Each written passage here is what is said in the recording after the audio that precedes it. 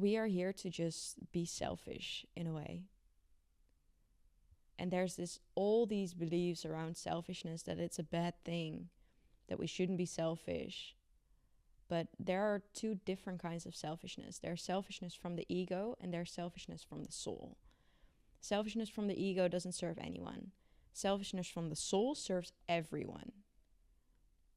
Like, they're polar opposites of one another. The more people are selfish in that way, the more things will synchronize and flow together. And you will reject a lot of people, but those were never meant to be part of your life. Trust your own natural flow, and the people who are meant to flow with you will flow with you. And if they are meant to go their own way again, then that's okay. Because then it doesn't resonate anymore. If you say no when you want to say no, that's authenticity, that's truth.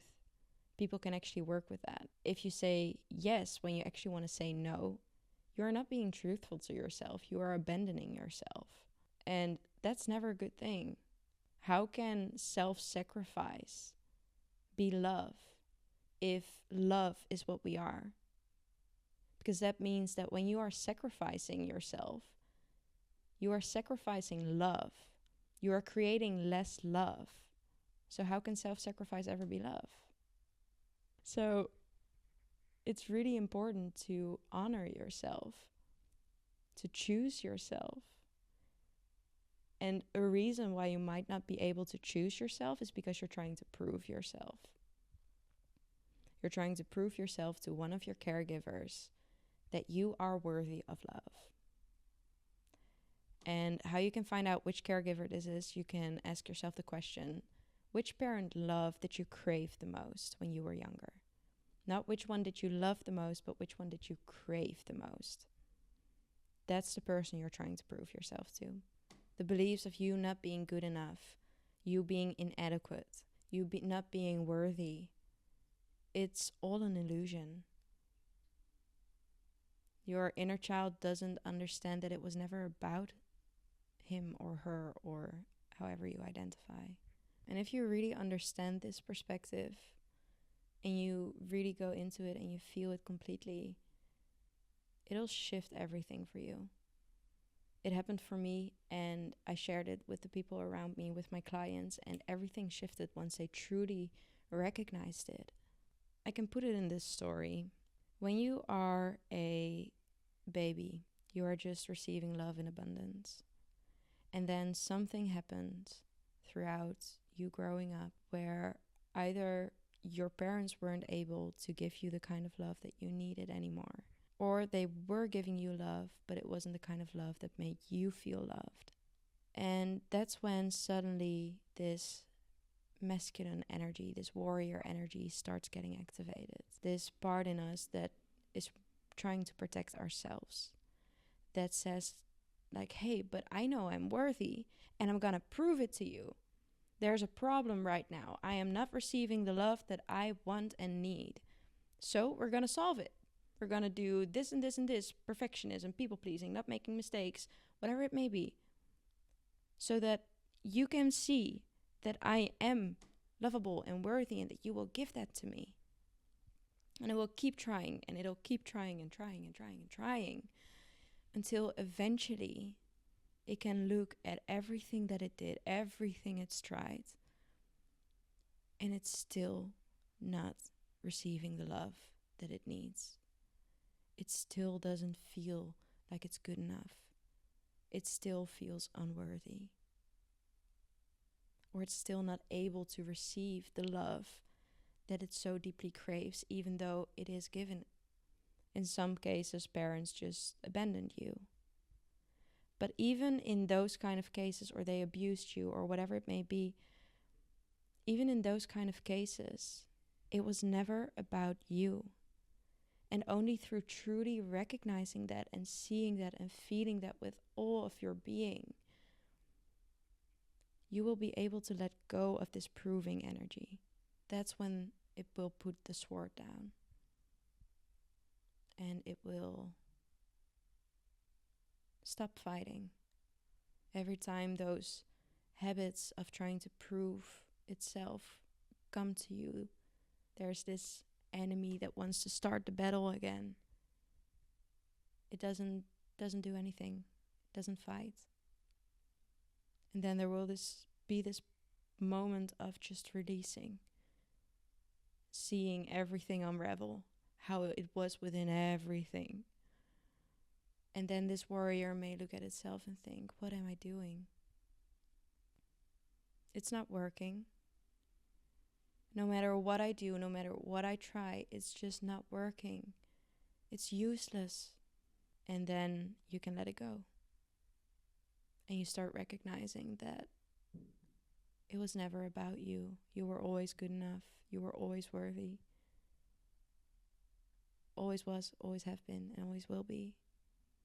And now this warrior energy can start directing this energy to things that are actually useful, that are actually serving you and benefiting you and helping you. And that's when you become unstoppable. Because then you are no longer trying to say to your caregiver like, hey, but look at me now. Don't you see everything that I've accomplished? Now I'm worthy of love. Do you see me now? You're no longer trying to put the spotlight on you for that person. You're not trying to manifest relationships and stuff that create the same pattern so that you can receive the love that you didn't when you were younger. Now you can actually have relationships that are based on true love, not on wounding, that are based on your soul frequency, on what your soul truly wants and desires and needs, and makes you feel so free and grateful. Whether it's romantic relationships or platonic relationships, but only once you start living for you, you can attract those people.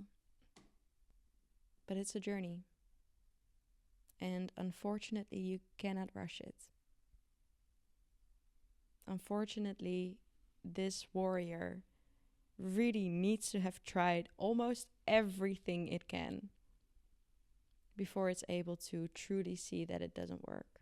It doesn't work to repeat these cycles because it's never going to get it, because that moment has passed, that moment is gone. You are not the same age anymore. Your parents aren't the same age anymore. Everything has changed. It's only living in your mind, in your experience, but it's not real anymore. And your inner child doesn't know that, so it tries to recreate it, but that doesn't work. And only through truly seeing that and realizing that,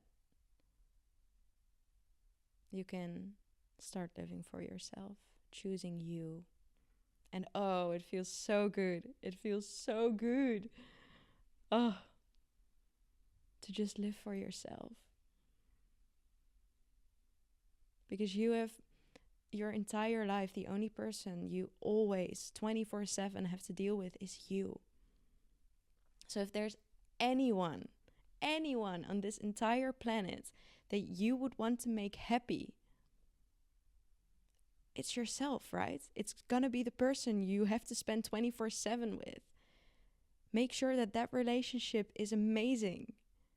Because if that relationship is shitty, you're gonna have a tough life. Because you're stuck with her or him or however you identify for 24/7 every day for the rest of your life. And how do you make yourself happy? By choosing you, by doing things that you want, by being selfish on a soul level. That's true freedom. Freedom isn't found outside. Freedom is found within. Freedom is found by allowing your soul to just be as bold and bright and big as it is. And taking responsibility on that. Because once you recognize it, you need to take responsibility. And that's where I am right now. I truly see how grand my soul is. And now it's time for me to take responsibility and give the world, because it's as big as the world. But if I give that to myself,